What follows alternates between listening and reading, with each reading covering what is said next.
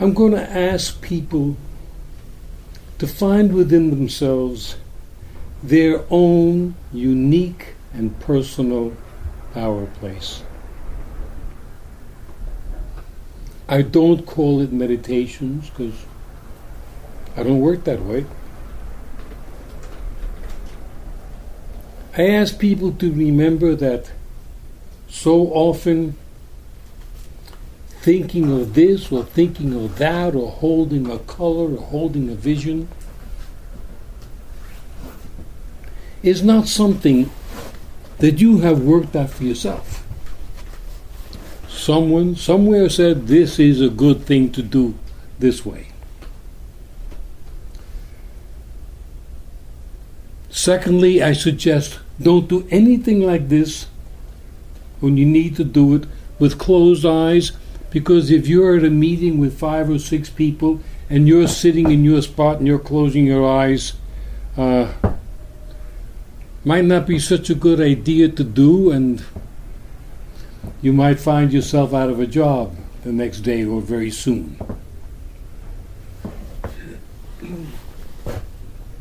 This is the United States. This is New York, one of the toughest cities around. People fly from New York to LA, another tough city.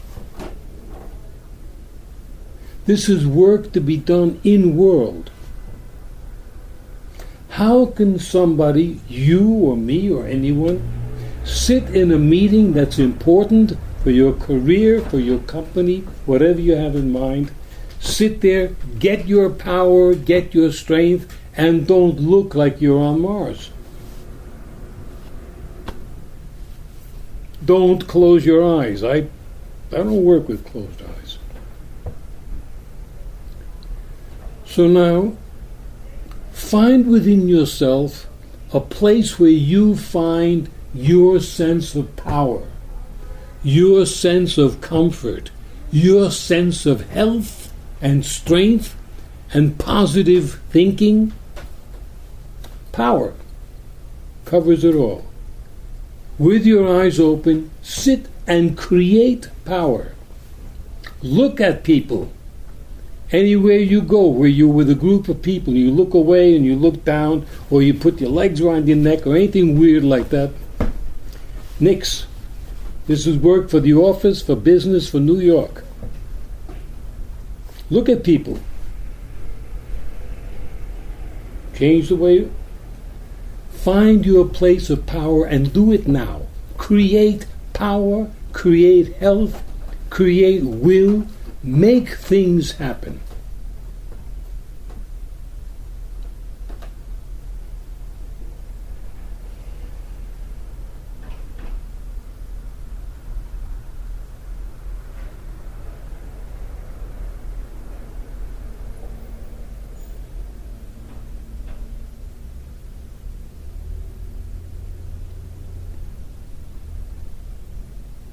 Inside your body, let it all turn soft.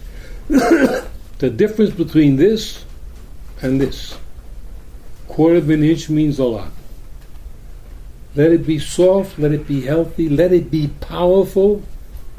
See if you can move a picture off the wall just with your mind.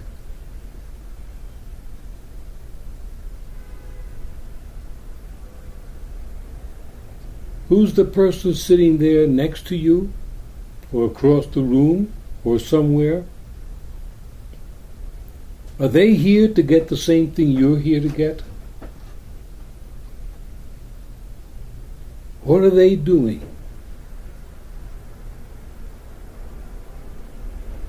Important.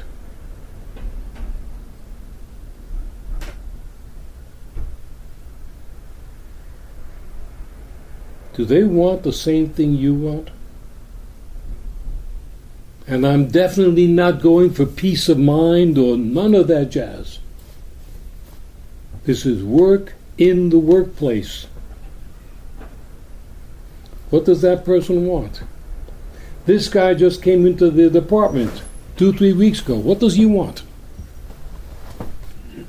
What's it going to be like to handle him? What's it going to be like to work with this man? Who are your friends here? And who are the people who are looking to bury you? Right here. And find within this your power. Create your power. Don't ask for it from the heavens. Create your power. Boom. It's yours, not anybody else's. Remember, charity begins at home. It's an old saying.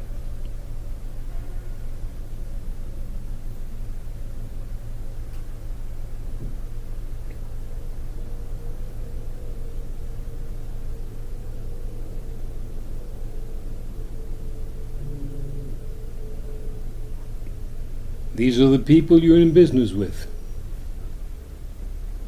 Would your business be dog catching or whatever? These are the people you're in business with.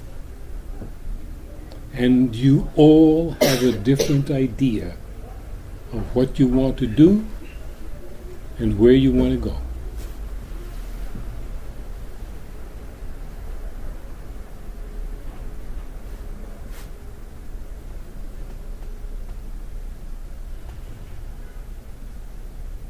Practice. Can you read somebody's mind from here? And why not? And if you can't, maybe someday you will. Who is that person sitting there? And what do they have on their mind? And what do they have on their mind about you?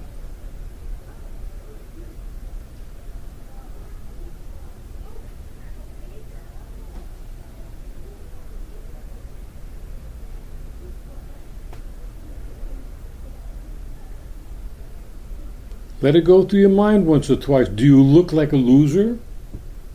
Are you sitting there kind of dopied out?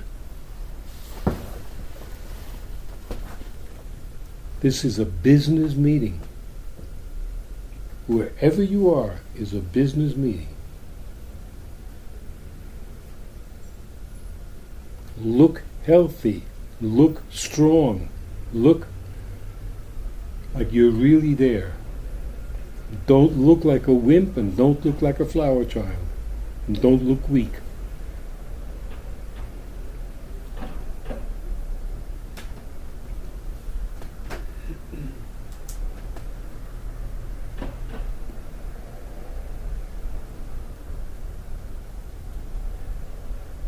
Look friendly, but decide to yourself. Does friendly mean looking like a wimp, or does it mean looking like you're looking for something? You pick out with your face what you want to look like. How friendly do you want to look? How hard do you want to look? Your life.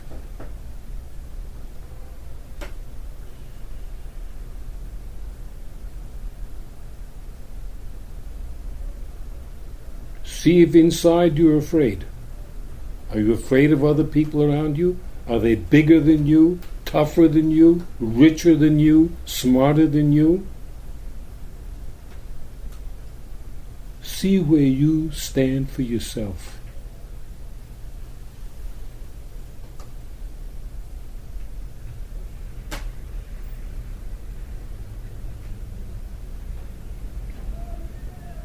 Do you think you're among the top 10%? Or do you think you're among the bottom 10%? It's going to show, and it does show. And people who have eyes and experience see it right away.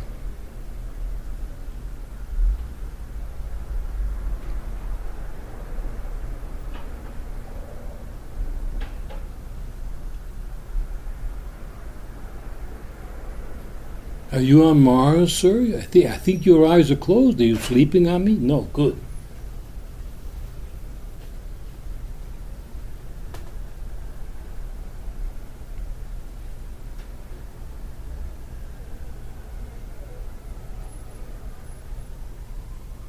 Do you look friendly enough? Or do you look like a pushover waiting for somebody to kiss you?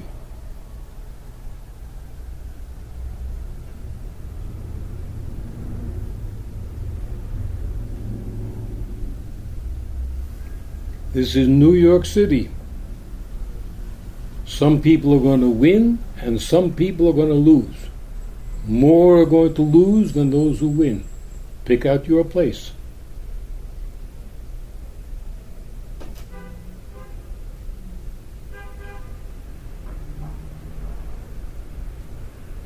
Create the person you want to be. Create them. You've got the materials, you've got the mind, it's your choice. What do you want to be? What do you want to look like?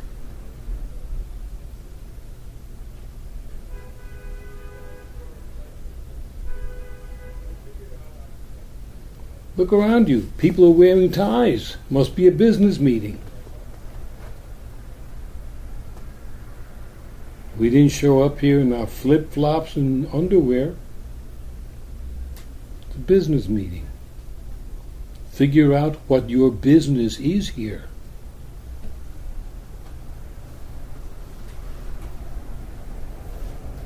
And get strong.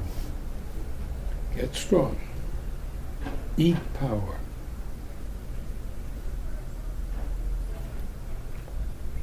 Okay, let's ask for a show of opinions on ideas. What was it like the last 10, 15 minutes? You got it. Start. For this person, it reminded him of when the chair had said maybe a few months ago, be powerful, find that place inside of you which is powerful. And what is that? And so for me, it was becoming centered and present, and feeling, he said, find a place of power, just feeling myself, feel my hands and body, and be here entirely present. As a child, when he often ran away or disappeared, he often felt like he was disassociating himself from his body. So even though he had this body, he felt like his psychology was running away. So now when he empowers himself, he feels it's important to be here and feel present, and to feel like he's here in the room and taking up space and presence here. And so that is that's a good exercise. And the idea of what am I here for? Who are the winners? Who are the losers? Immediately sprung to my mind. I'm here. I'm in New York. I'm here to win, and I'm here today to develop and to become more spiritually enabled. I mean, my friends and business colleagues are here to help me do it. And that's the ideas that are carrying me here, and that's what my intention is. Thank you. Thank you. Another person. This man was not able to read anybody's mind. And, he observed that as he was looking at other people, imagining what they might be thinking or what their experience might be like. He was instead just portraying his own fears, his own experience on them, looking at someone saying, there's fear, there's this. It's just something he was experiencing. How do you know? Well, this man does not know that no one else was experiencing it, but he was observing that it was his own. Sorry, my error. You said he, you mean you. Okay, got it, yeah. All right. And this man reflected on the idea of there only being one of a person, ever. Never again. Amen.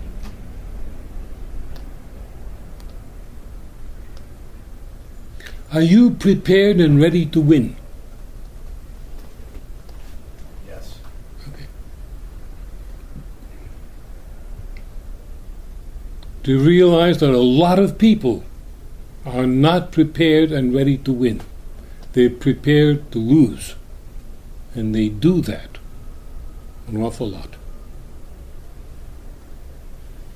Because the economies are sliding, remember very clearly, in the Great Depression, the bread lines, the apple lines on the street,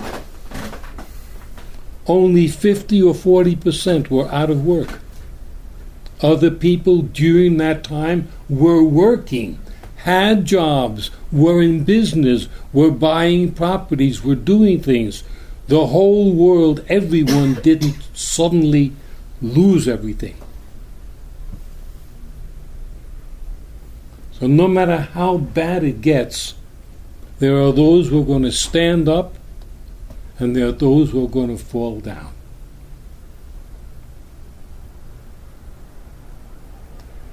the great illnesses and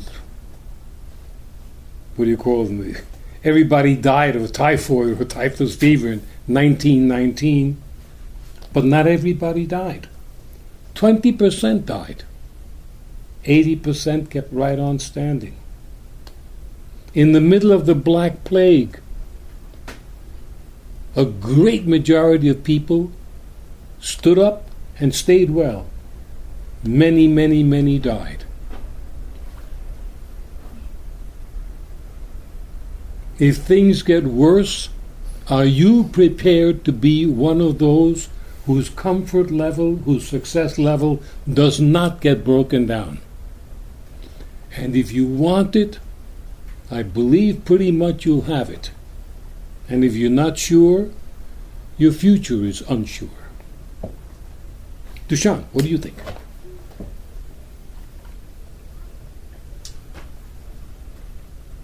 Okay.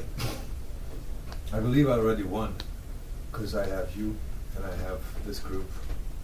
And when we began the meeting tonight, again, I have to say that a shift of consciousness in the individual that happens in a circle like this is extraordinary. This is one place of power. Another one is a mental place of power. I remember when I'm quiet, I can read your mind. If I'm not talking to myself, I can hear you. So I know that. I had that experience. Another place of power is the heart.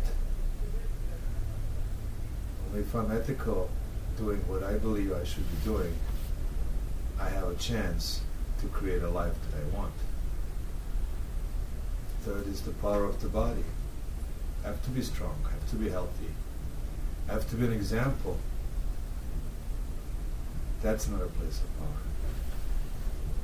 I thank the chair for reminding me about these extraordinary gifts.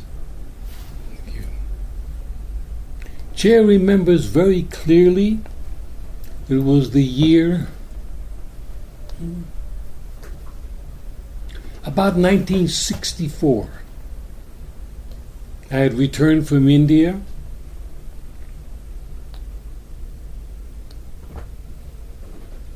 I was very much into the idea of India.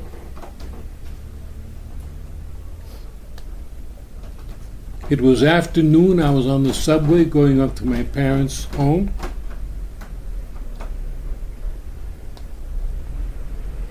There were a group of 5, 6, or 7 young men. They looked like high school guys. They happened to look in my direction. I wished them all peace. Okay. The next day they caught me on the platform of the same subway, and they darn near threw me into the tracks.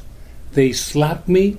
The only thing that kept me together was that I was so out of myself, I didn't feel them slap me. I didn't say a word. I just looked at them, and they came to the conclusion, hey, he's crazy, and they walked on. That was the last time I ever smiled at anybody in the subway or any place else. Unless it's a friend of mine, I'm not smiling. I forgot I was in New York. In New York, men don't smile at a bunch of other men. Always remember where you are. Essential. Remember where you are. Are you home with your kids? Are you home with your wife? Are you with the next door neighbor? Are you standing on the corner? Are you talking to a policeman who's asking you for your license? Are you at an office meeting? Where are you? What's the correct manner for where you are? What's the correct manner for what you want? Friendly? How friendly? This is being present. Being present is not an idea somewhere about some state of mind where you are filled with presence. Maybe some people can do that. I prefer to start right from where you are, in an elevator or at the office, or talking to a policeman. What do you want? What do you want them to think of you?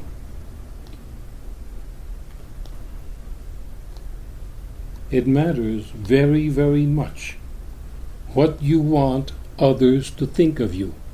Because if they're talking to you, if they're near you, they're measuring you and thinking you. What do you think, Mark? I think the last point the chair made was very interesting in that today, in fact, this man was on the phone with a customer, and she was saying some relatively ridiculous thing. And his response at the time was not appropriate, really, for if he really had stopped himself and thought, well, what do you really want from this person? In fact, his response, it was pretty open if he would be talking to a friend. She made kind of a ridiculous comment about would we know basically what tomorrow would bring. And this man responded in a way that he thought she was asking very seriously, and he said, well, no, there's no way you're going to know what tomorrow is going to bring. There's nothing we can do about that. And a little more philosophical than I think his customer needed to hear. And the man was thinking about it after, and he thought, well, is it your job to teach this person philosophy? No. Your job is to get them in a happy place and get them what they want and move on. But she was interrupting his day at a time, and he was obviously in a different state. But so that was one thing that came to mind when the chair was speaking. A moment when he was not aware, really, of who he was speaking to, what he wanted. About the exercise that began, it was intriguing because there were a couple things happening at once with this man. One, there's the sense of internal power that can be created. But there is something very unusual about openness in looking into someone's eyes. And there is what I guess this man would call shared energy, or energy that is created when someone who actually looks into your eyes and is connecting with you. Something happens differently.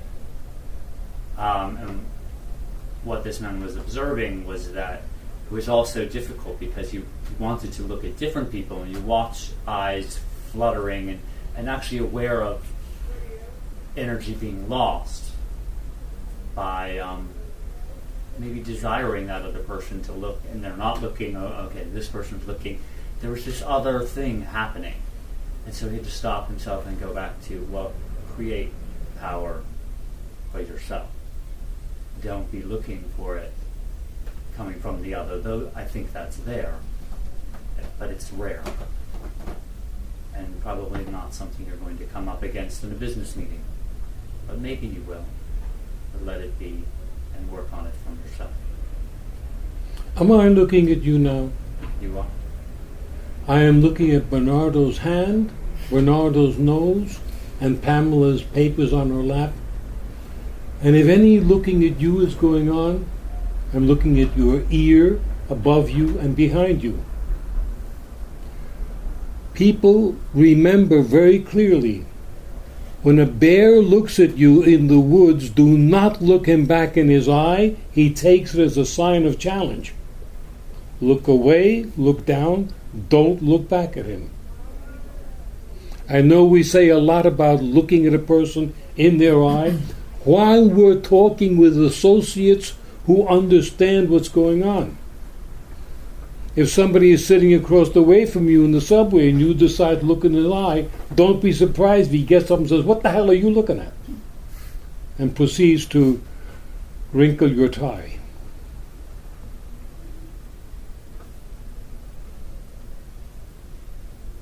This is the only form of work that I know that prepares you to live in a very, very tough world, which New York and LA definitely are, and other places are too.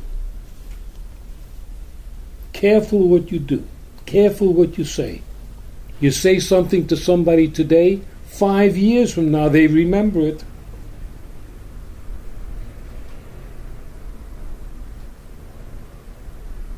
Yeah.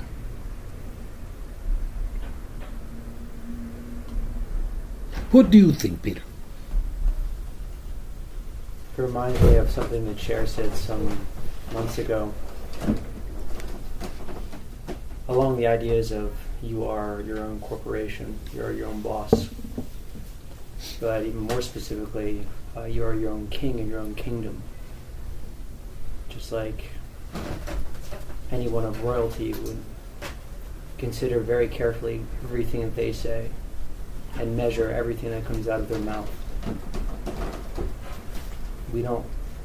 I don't usually have that kind of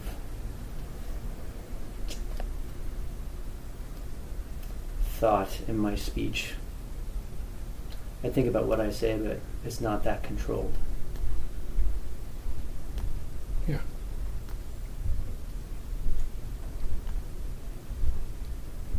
But it seems to be to dovetail with what the chair is saying today, which is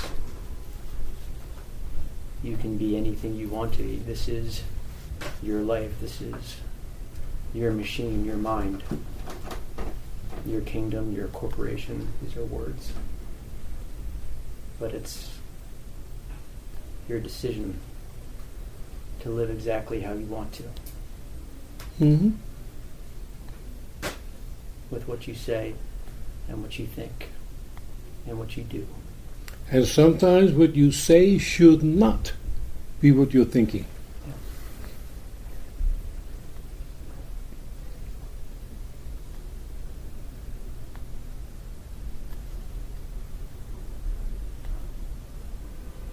I think the work demands this state that we acquire this evening as a starting point, is something that needs to be maintained 24 hours a day. And tonight, the chair brought this energy into the room, and others followed in maintaining this state.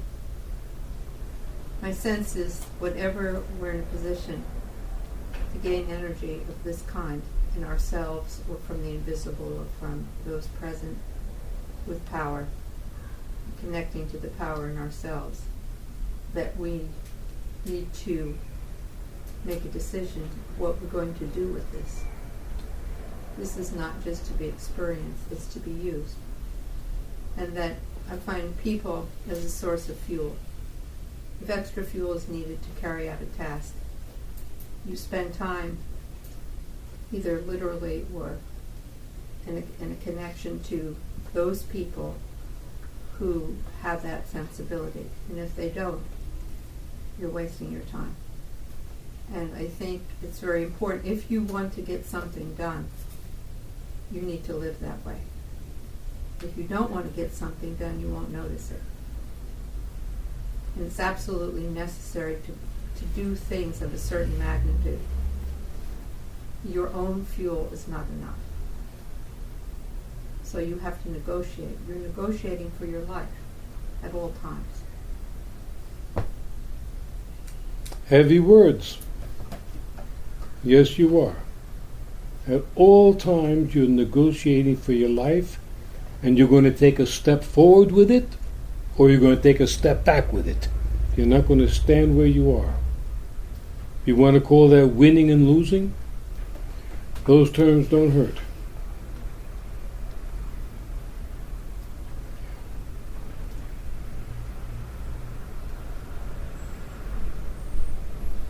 There are many philosophies in this world, many people and sources that promote their advice, their ideas.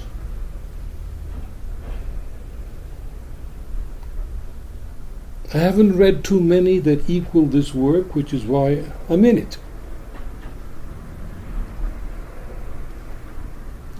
Nowhere did the classical people in this work, or myself or my mentors, ever say, gee, people are wonderful, do this for them, do that for them. No way. No.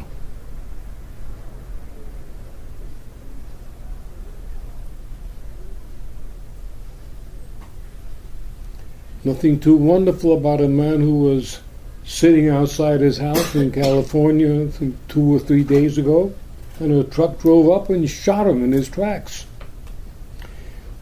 Didn't kill him, fortunately, but he's pretty bandaged up. Why? No idea.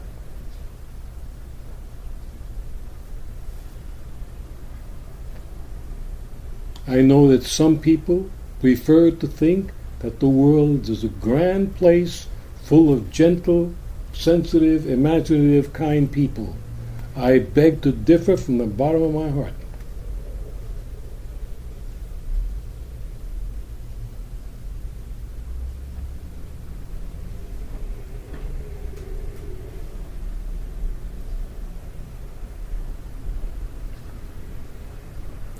George here. Hello, George. Excuse me? Hello. This All person right. was thinking that the world is made of all sorts of people, and people that are not the kind of people that one could ever feel, George could ever feel very close to. And then sometimes the opposite is true, and everything in between. So when running a business, it seems that what works for George is that there's a certain intuition that kicks in as to there's a sense of how to behave around the different kinds of clients that come one's way. And George finds them often to be very surprised that he has a vocabulary that's more than about 10 words, that he can actually have a sense of humor and can make them laugh. And then it starts to roll, and pretty soon the job is yours. And you can feel it happening. Or you can feel that maybe you better be very careful, because this person probably has about 20 bids out, 20 estimates, and they're just window shopping, and they're probably wasting your time. So when doing an estimate, instead of doing an extremely elaborate thing with every single detail and so on, which is good for some people, those sort of people get a very short one, because I don't want to spend a day really researching every single thing if I can sense that this is not going to go anywhere. And surprisingly, George is very seldom wrong about this. It gets to a point where there's some kind of an inner alarm that goes off, and it's very interesting. It's kind of scary sometimes, but it happens. Have you built the life that you like? In many ways, not in all ways. In many ways, yeah. More or less than most? I think more than most. Okay. I think my life has been damn interesting. I'm happy that I've lived the things that I've lived, and I want to keep on living. Okay. How about you, these two guys here? Whichever one of you wants to jump first. Well, for this man, the process of finding the power, was a process of relaxation and letting go of internal conflict. And every time that he does this, the realization is that the power is always there, and it never goes away. And as he hears the chair speak about preparing for the world and preparing for different situations, what he's thinking is that for him, when he comes from that place of relaxation and an area where he's devoid of conflict in the power is there, he doesn't even have to think about how he acts, or relates with people, because that power in itself, attracts and creates, the result that's needed. In the time where he's coming from a place of conflict, or where that power's not there, that's the time where the trouble happens. So, he was thinking about the chair's words. You described when the trouble is there. What did you mean by that? Well, I'd say when he finds himself in a situation where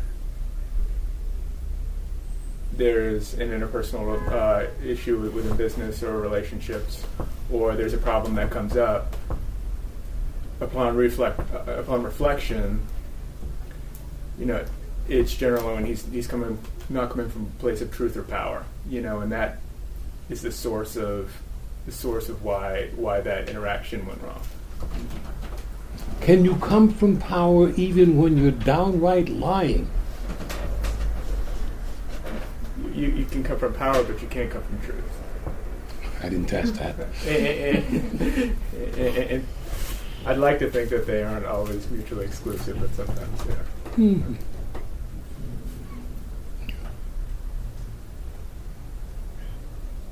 And you, sir? Well, when the chair asked us to find our power, my mind started racing to various places, none of which were very helpful. So Like what? Things along the lines of some sort of sensing or a meditative type of state, etc., as opposed to, and then quickly David shifted to recalling how he feels at work, often including two seminal moments today, one with a meeting with 3 executives from another company, another during a board presentation, and at that point David recalled how he felt during those moments, and even assumed a position physically the way he often will sit in a business meeting, which is largely relaxed, but at least he thinks he's emanating a sense of very much owning the space that he's in, and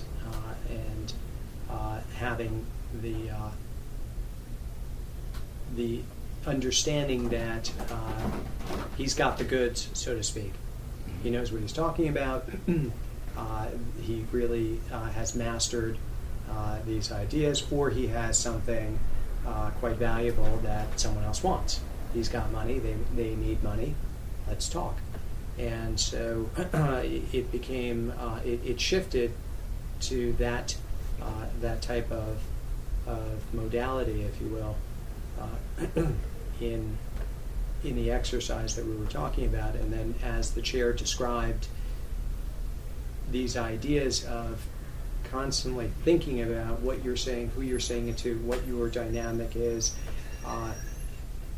in fairness, David had a lousy interaction at one point today. He had 2 spectacular ones, or 2 really good ones, whatever you want to call it, and a really lousy one where David didn't need to lose his cool, but he lost his cool, not in a yelling or screaming way, but it was definitely clear that he had reached the end of his patience with someone on a deal, and probably wasn't necessary. But with that said, in the spirit of what the chair has talked about in the past in terms of us writing win cards so that we don't constantly think about all of our failures, David does think very often throughout every day. It's not perfect, but many times just how friendly he wants to be. It was very much of what the chair was talking about.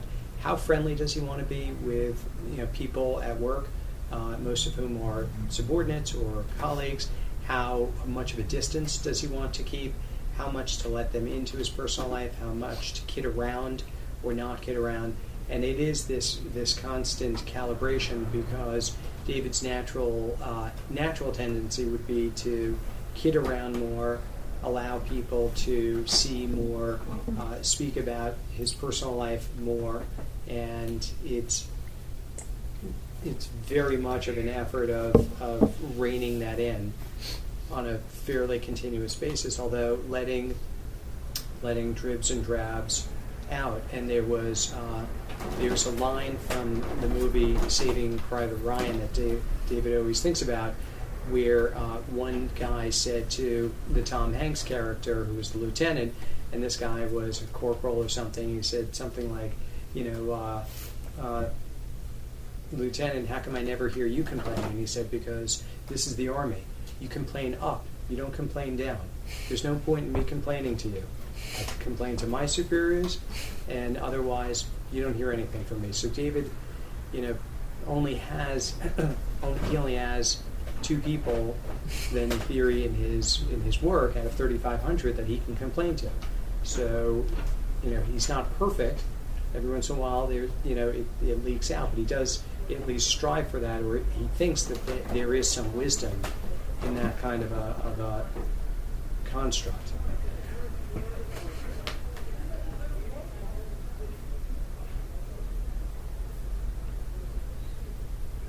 You're getting more removed from the idea that you have to be liked.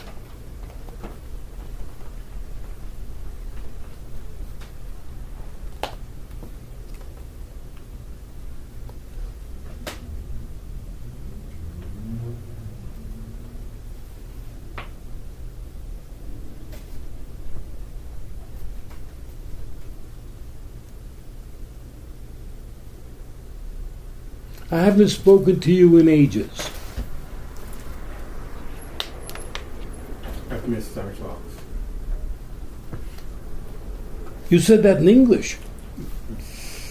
Oh, you are one of these bilibid some people who talk 2 languages?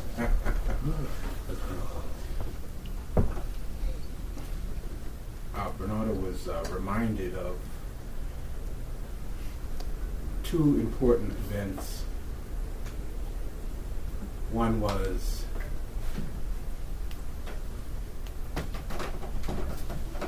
I gravitated towards a friend that used posture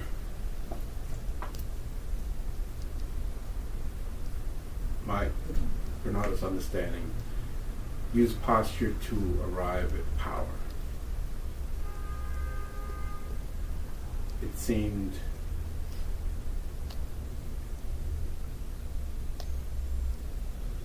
the right way.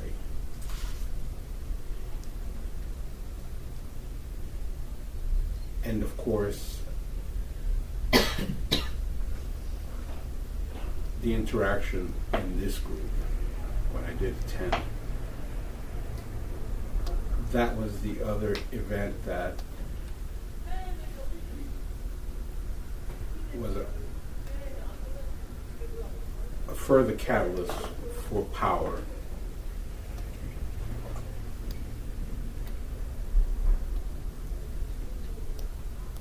Should have been used more judiciously, but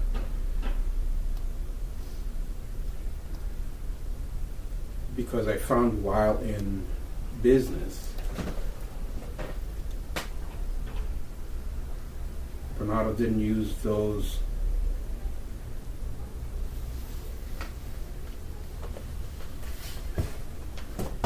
tools to stop the people that were draining him of power. Very obvious. Walk in, fine. Walk out exhausted. They're vampires. It isn't just Fran Stroker. It's a metaphor for all the folks that will sap your power. They certainly will. That's how they live. The posture was, before I got into business, was very effective. It was shielding. It was empowering. It was. I'm reminded of that today. Thank you for that.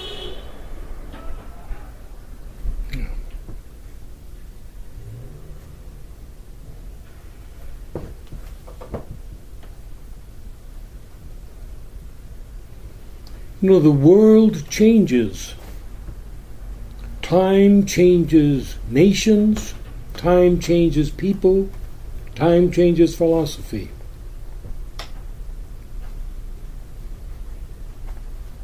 When I was an infant, it was the time and world of a Dr. Watson, not Sherlock Holmes' Watson.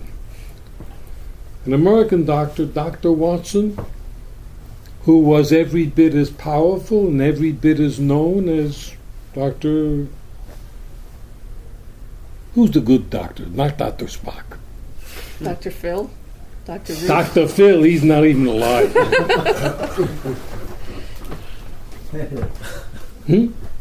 No, I was just laughing at Dr. Phil.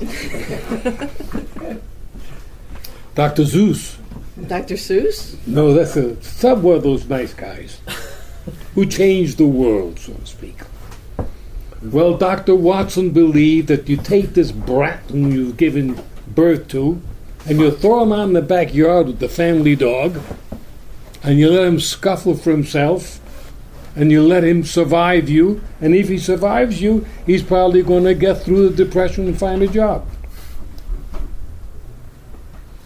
And all went well, and my mother had one hand, Dr. Watson, and she took care of this brat called me and gave him a little discipline. Then the world changed. Who's this doctor that says, love everybody, love yourself, love your kids? Very famous guy. Who is he? Spock. Dr. Spock. Was it Dr. Spock? Wasn't Dr. Spock the guy who was on the plane? The Baby Enterprise. doctor. The baby doctor. Okay, Dr. Spock. No, Ronald. Don't move around too much. You'll get overheated. Don't push your little sweetheart, darling friend. This is nicely, because we're going to try to make a nice world.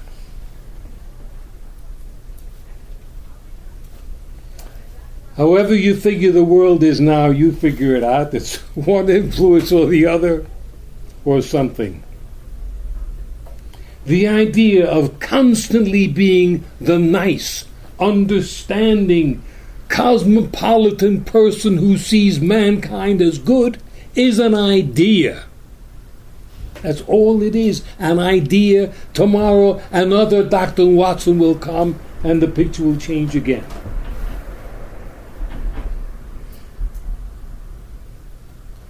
Right now we're in the middle of, as I said, the toughest city in the world here. It's a win situation. People meet at the office to win. I want you to buy my vacuum cleaner. He wants you to buy his vacuum cleaner, etc., etc. A few corners are going to get rounded. A few lies are going to be tossed. This is the world we live in. Be prepared to live the world you're living in, and not some very, very nice, terrific world, which, according to me, exists with a few people but does not have the media coverage.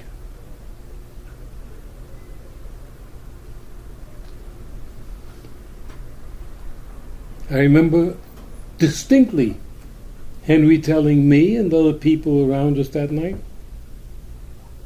you can be a nice guy, but you don't have to. Ooh. You don't have to. Regardless of what Idries Shah said, you don't have to. No, you don't have to.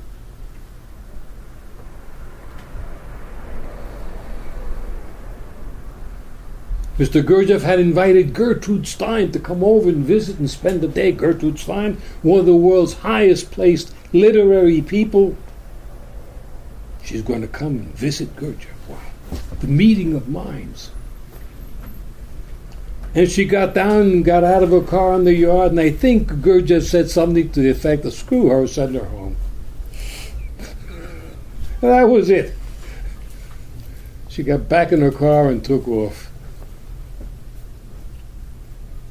Or is there anybody here who really believes that Mr. Gurdjieff acted like a nice, sweet, elderly gentleman all the time? He was a monster. By being a monster, he sure woke up a lot of people. He sure was a monster. Wow, this guy could really, really lay you out. He was only outdone by Madame Ouspensky, who Ouspensky didn't dare talk to. When you heard the pitter-patter of Madame Ouspensky's shoesies coming down the hall, giants got paralyzed. She was a tough bird. She would lay you out in your tracks in front of 50 people. She would not spare the 4-letter words or the 5-letter words. She saw you as a jerk at that moment, and she made it a point that you should certainly realize that, and so should everyone around you.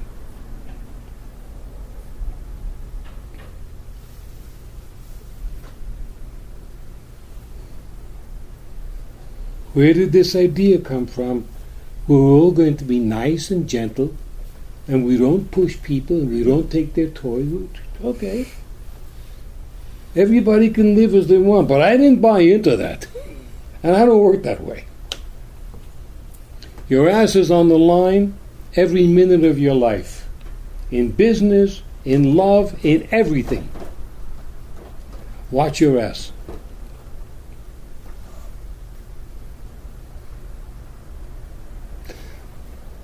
What do you say? Oh, what great socks. Yeah. All right. You used to be a socks man. Now you're wearing these... Keep your attention up here. That's where I put all the action. That tie is not action. Action with this shirt? How about the inside? Nothing? Oh, wow. All right. Matches Yossi's shoes. Look at that. Yossi's shoes. We won't talk about Yossi's shoes. Now I'll let you go to taking dancing. Yes. Well, I'll mention an exercise that I do for power that I love this. I do it every time I think of doing it. And it comes from, it's a Tai Chi principle where when you are going to play push hands with an opponent, before you even walk into the ring, you take command of the floor. You take command of the room. And it's similar, it's not only found in Tai Chi, there's also, like in showbiz, we have a saying, you own the room, or the room owns you. Bobby Short said that to me. And and it's true, when you come in, you have to energetically command the space that you're in. So in Tai Chi, because we use energy a lot to because it's an internal martial art,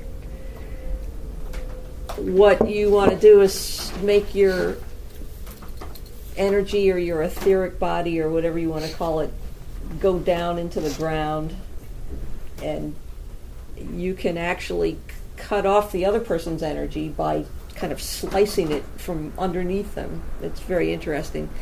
And so the way that I practice it is just any time that I think of it, and this is it really goes along with what the chair was saying about you have to have a practice that you do whether you're in a business meeting or in public or whatever, that's not obvious that you're doing it. It's not obvious to anyone else, and yet it's very powerful for yourself.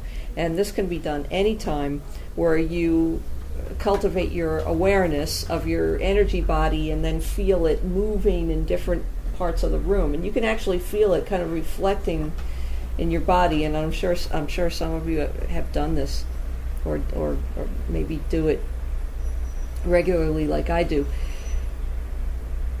And you can kind of feel yourself expanding and containing all the space around you. And of course it goes through walls and through floors and through any object, which is another handy thing about it.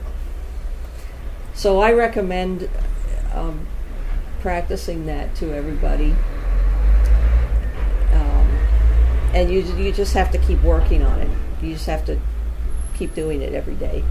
And then you'll see it gets easier to do as you keep doing it. And that's what I was thinking of. You know, what a great exercise. It matched perfectly the requirements that the chair was asking for. Thank you.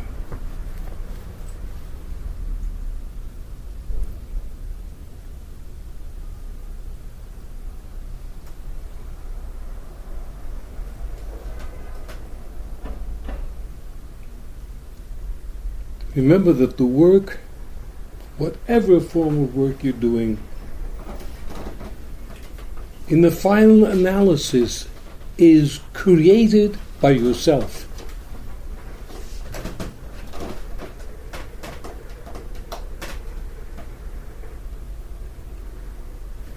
First, do whatever makes sense to you that brings you something that's worth striving for.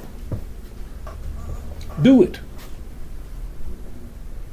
And then discuss it with another person, with a mentor, and see where you are in terms of what you're doing and who you are.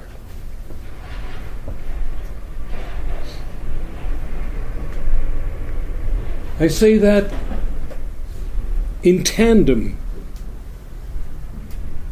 with the idea of being what you already are. We are all different, in different stages of development, in different stages of lifetimes.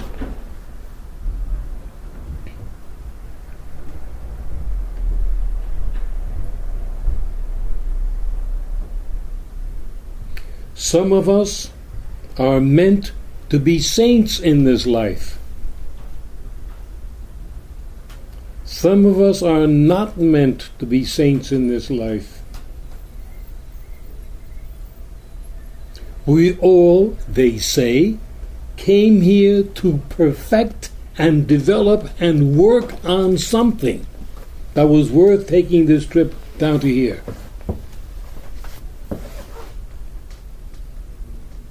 You can know that, you must know that, and you must dare to follow it.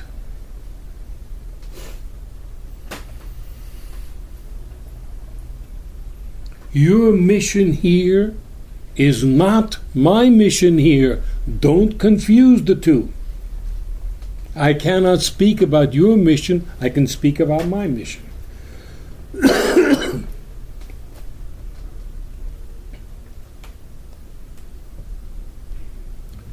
Over whatever you are born with, it's an error to superimpose that person or Madame de Salzman or whatever person it is that you would like to be like, because then the first question is, what part of you wants to be like Madame de Salzman or any other person?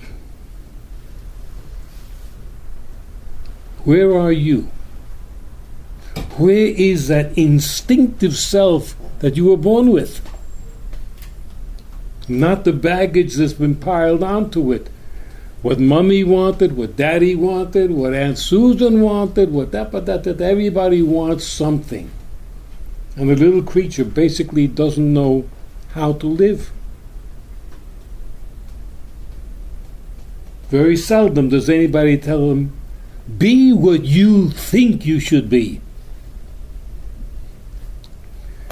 People don't dare have that bravado with a small child who might very well put an axe in their head.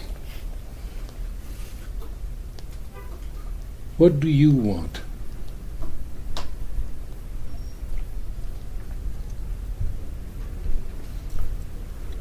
In my trip to Cuenca, I had in mind, okay, I want to start a Spanish-speaking group. Took some steps, learned some Spanish, learned to think in Spanish, not perfectly, but learned to put it in my memo book. Not one door opened for this reading group. Not one door even moved a little bit out. Nothing happened in that department.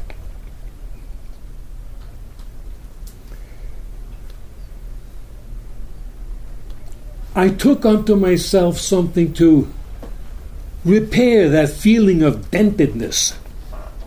My clarinet. Or rather, Sue's clarinet. She brought hers down. Well, I had not practiced in 40 years. They say you should practice every day. I missed a lot of days. 365 times 40. Forget it. I haven't got that many fingers and toes. 14,000. 14,000? Yeah. Are you lying? No. Okay. 14,000. Okay. That's how many days I didn't practice. Sounds like even more now that you said it. Picked it up. It sounded awful. It sounded worse than awful. It sounded rotten. Whatever I played was rotten.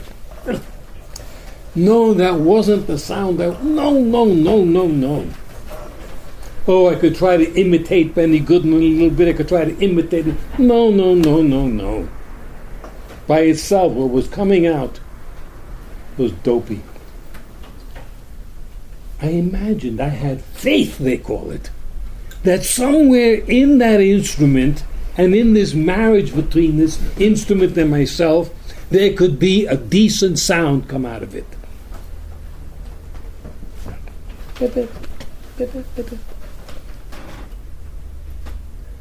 Maybe about a week or more into it, by accident, a note sounded pretty decent.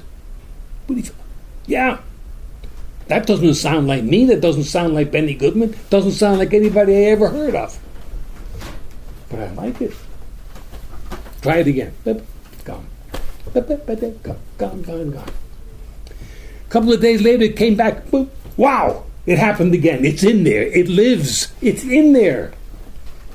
Tried to get it. Tried to not get it. More suffering. If I can get this note, you play a little clarinet, don't you? I haven't played in 4 years. In how many years? 4. Oh, you were practicing yesterday. Played the note. Suppose this note comes out right, but when I go to another note, I lose it. Suppose I go to another note very quickly and come back to the first note. Biddy-bo. And I tricked it. It worked. Okay, I could go a little bit. As long as I don't stay over there too long, come back to the original note. Well, this playing back and forth with the note went up and down, up and down, up and down. What am I looking for? I'm looking to sound like me. And every second I'm tempted to sound like somebody else, making a terrible job of the imitation. But little by little, a month passed, 2 months passed, into the 3rd month. Oh, it's happening. It's really happening. I like the way it sounds. I wouldn't ask her if she liked it. She might say no. Well, the heck with her. I like it. And I kept on continuing to play this more and more until I would sit down and play an hour all day, 10 minutes here, 5 minutes here, and I like it. I like what's coming out. I sit in with her on her job. I will only sit in for one tune, leave them hungry. You know that. Another thing I learned from my youth, when you hit a high note, point to God and move your ass. I did that. People, oh, the guy's wonderful. all over the place. The people in the street, you're the guy who plays clarinet with Sue. That's wonderful, fantastic. Now I come back to the States. Will this transpose onto the saxophone? Maybe it will. It'll sound beautiful. It'll sound like me.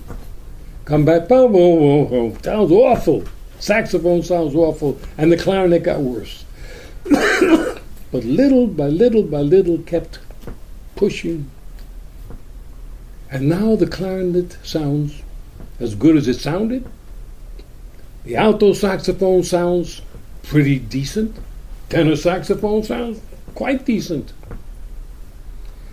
So I dragged out another old monster, my flute, which I haven't played in maybe 50 years, and started huffing and puffing with that. I'm saying how much can be built from one note. Start with what you've got, a little gift that comes from heaven for you. Start with that one. Add to it. There's more there. In the end, whatever you do is you. In your lifetime, don't try to be Vice President such and such. Don't try to be Mahatma Gandhi. Don't try to be anyone but you.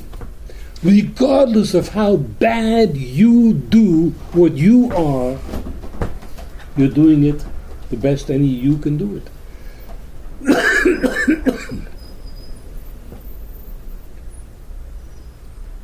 Dare to sign your name to your life.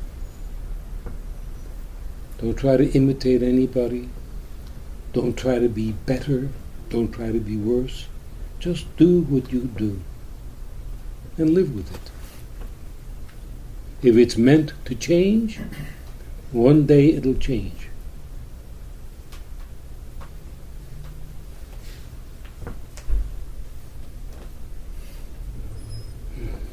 This person recalled about 23 years ago or so, when I began my profession full time, this person was very insecure, and I consulted the chair, and I recall you told me, focus on one needle, trying to figure out where to put that first needle, and that became my motto.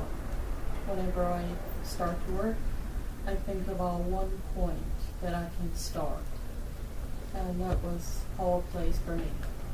So reminded me of blowing the clarinet, just one note at a time. Yeah. Yeah.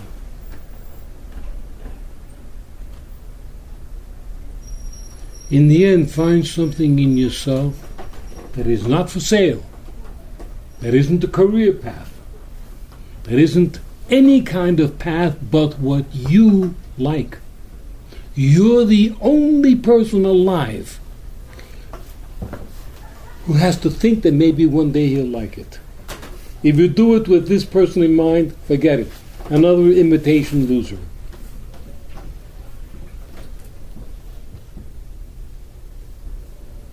What I'm hearing is find your voice, find yourself, and then find yourself in whatever it is that you're doing. Wherever you are, whatever it is that you're doing, all the different things in your life that you're doing, be yourself doing that. Yeah. Be that voice that you found and be true to that voice. And it's very hard to do. Of course it's very hard to do, and for most people it's very hard to find their voice because they don't think they have one. Yeah. And then for those who find it easier because they've been connected to their voice, they have a hard time too. Staying true to that voice. Yeah. But that's what it's about. And then it's really not about what it is that you're doing, but it is about staying true to that voice. And then whatever it is that you're doing, if you're true to that voice, I'll speak for myself. Whatever it is that I do when I'm true to my voice, and I have a voice that I found at a very young age, I'm good at whatever I do when I'm true to my voice. And it doesn't matter what it is. And it's very, very different things. And I can be good at everything as long as I'm true to that voice while I'm doing it. I haven't heard this man speak in quite a while. Here. Here or anywhere. A different ring of sound. A different facial expression. Yeah. Doesn't matter whether anyone alive appreciates you or like anything, as long as you do. Yeah. If you can live with it. If you can live with it and say, what I do is rotten. Nobody else is rotten exactly the same way that I am.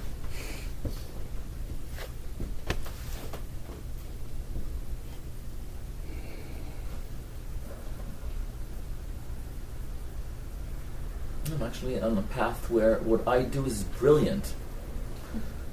That's my thing. And everything that I do, when I do my thing, is brilliant. That's the way I see it. And if nobody else sees it, it's because they're missing it. But it's still brilliant. And I don't have to convince anyone of that. It's about this moment that I have while I'm doing it, realizing that this is brilliance. And it doesn't matter if I'm the only one alive recognizing it. For me, it's enough. Well, then you may recognize what I play cannot be accompanied. No one can play with me. That's impossible. No one alive can play with me. Because purposely I'm doing something that I've never heard before. If I've heard it before, I won't do it anymore. Unaccompanied. Unpaid, because the second a person gives you $1, now they want something. Keep your $1 and don't talk to me. Maybe somewhere there'll be a few sheep or a lamb or two that might sit there and go, wow, guy's got rhythm. You're alone.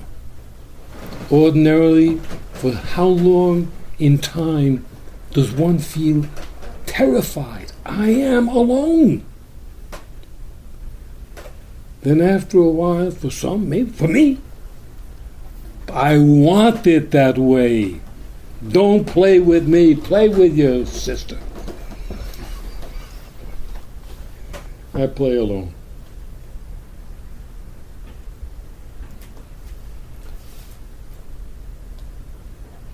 Everybody spoke.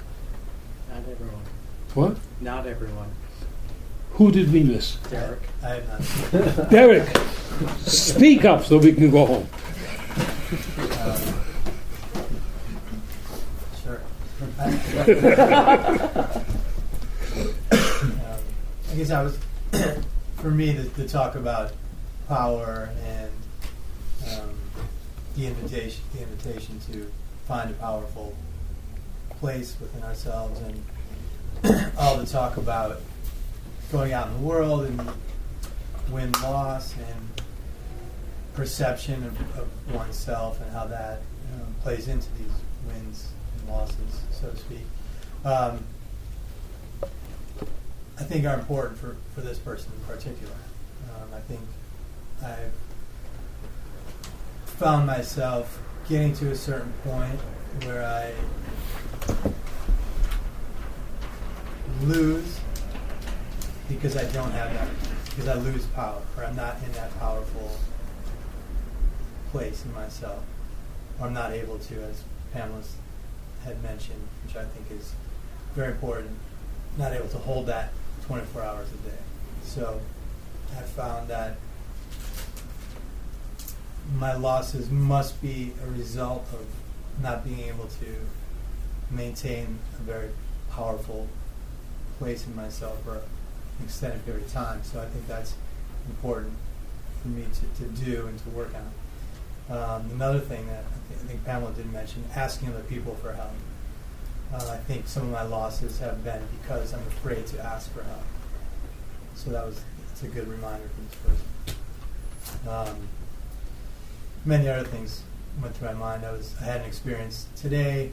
I won't really describe it in detail, but it was a moment of where I did something physically in a place of people, and it was a movement that struck me as, where did I learn how to do this movement so I wouldn't get attacked, I wouldn't get looked at funny, but it was a small gesture, that kind of street smarts or something like that I must have learned. I don't know where, but it struck me in this moment that I must have picked this up from observing life since the time I was very young, and I think it kind of underlined the fact that every moment is really important, and we need to be aware at all times, on the subway platform in particular, in those types of situations. And I guess lastly, to talk about music, I was reminded of something that I read, which I thought was very interesting, about a famous rock group called the Ramones. They were a punk rock group from Queens. Punk rock is obviously very anti-establishment, but if anyone knows a little bit about the Ramones, the leader of the group is a very conservative Republican, Johnny Ramone, and which I knew that, but I didn't know that he said before they started the group, and they wore these leather jackets and jeans and sneakers, which looks like they just got up out of bed and put them on. He said that it took a year before they decided this is what they were going to wear on stage. A year of trying on all these different things. He said he knew it was really important, not the first note you sing, but the first step that you take on stage. He said people will decide about you by the way you walk on stage. I thought that was interesting, coming from this punk rock group who look like they don't care about anything. And also in his first performance, he said he labored over this for a long time. How long are we going to play? And he said he read somewhere other groups, what they did.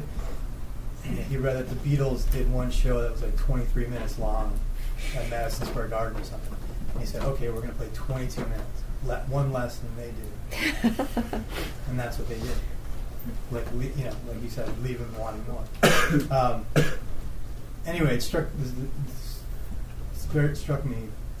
as kind of odd that this group, who you would think didn't think about anything, but everything was very orchestrated.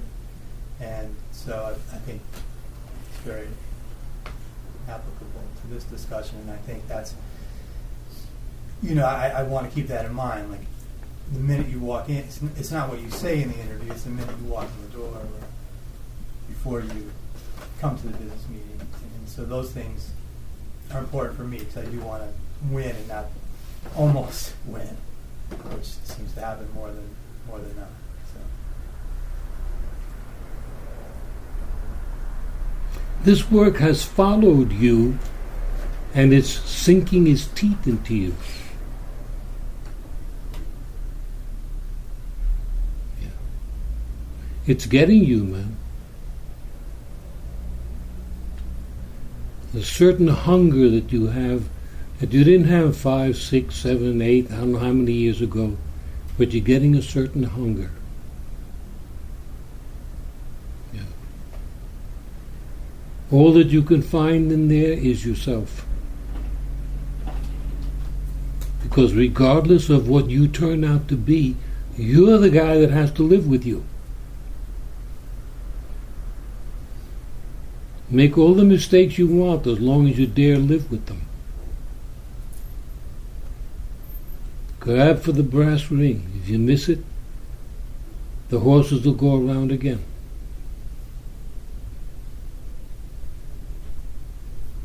It sounds like you're getting on board. Good man. I don't know whether it's your new marriage or your family or your kid or what have you, but something has decided to grab you. And once it grabs you, it does not let go.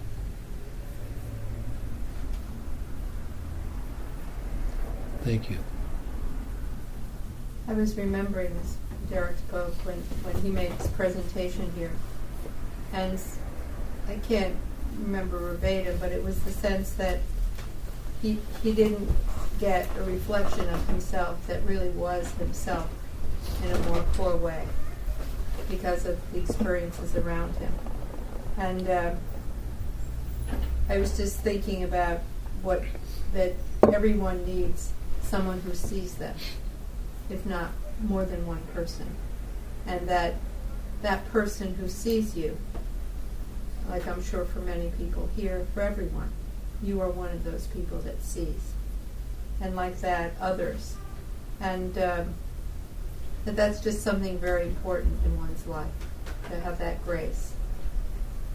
And just to say about Derek, I feel Derek is especially talented in his writing, in the way he does things. And I always feel a little bit that he doesn't know. He's such a pure person in a certain way. He doesn't really know, like all of us, how do we know? How do we begin to learn? Or what our true potential is? That's what is being spoken about here. And just to say that I find Derek to have a great deal of capacity and power and skill, and I just wanted to say that. So I wish for him to see himself to his fullest potential. And that for myself, to see that in anyone is truly a gift. That's what the work is about. Finding you. Because once you get a hold of that inside self, you become powerful. You always were. That inside self is built out of power. It can't be built from wishing and talking. Exactly. Pamela's comments, Pamela's comments about somebody who sees you, truly sees you. That was interesting, because I was talking to Pamela last week about how I found my profession in my life. And we talked about visiting the memory lane, how the work we did with flowers. And all of us did arrangements, and you happened to be present that evening.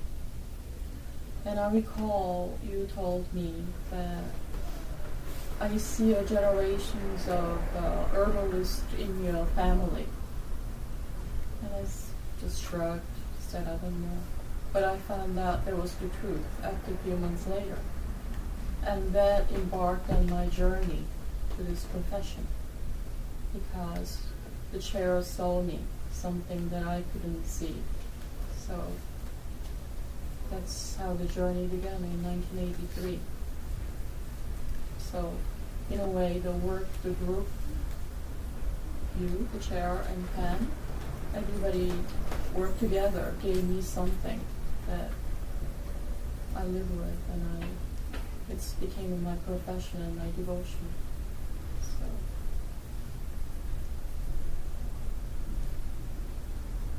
Thank you for seeing me at that time. 1983 was North Moore Street. Was it? Yes. You remember North Moore Street? Yes, I do. I remember the whole trajectory to get there.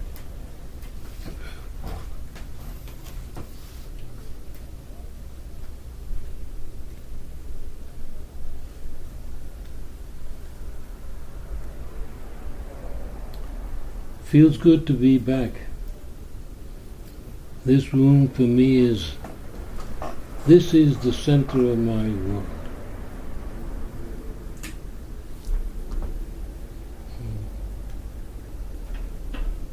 The world outside this room is also beautiful if you want it to be, and I want it to be. It doesn't have the power of this room. Once work has happened inside a room, it stays there. It's in the ceiling. It's in all the nuts and bolts that got tightened and the radiators that got moved. Let's work.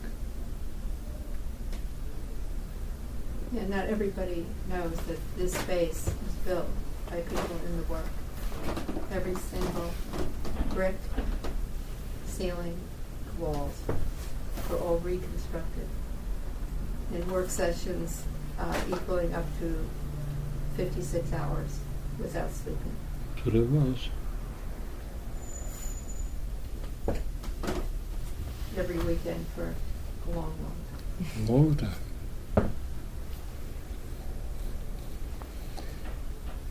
Well, I guess we'll end this portion of the meeting for now. The next portion will take place with my adding machine. I've got 2 or 3 pens, several sheets of paper, and wondering where this will go. And in the meantime, we'll keep vitalized by Mr. Vitality. Good name. Victor Vitality. And, I want to say this without fail. I think my computer has lied to me. Or else somebody else's computer lied to them. That's one myth that's over. Computers don't always tell the truth. They lie. When your computer tells you that I am not online, slap it in the face, because I am online. And if you get no line, then I will call you or you call me on my landline or whatever you can do. But don't say, gee, Gil, you were offline, so I went and I played hockey. I'm online. So there's no reason for missed calls. And if you're supposed to call at 9, at 90 minutes after 9, I will call you. You can't be sloppy about things, you know. You got to be a little obsessive. You agree? I do. Why? It's a matter of holding yourself accountable. If you say something, do something. Say what you do.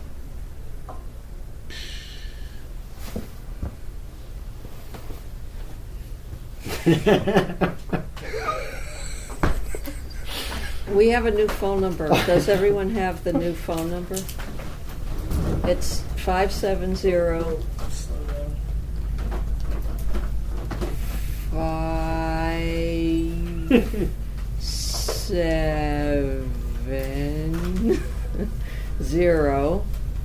595 0509. The old number will not work anymore.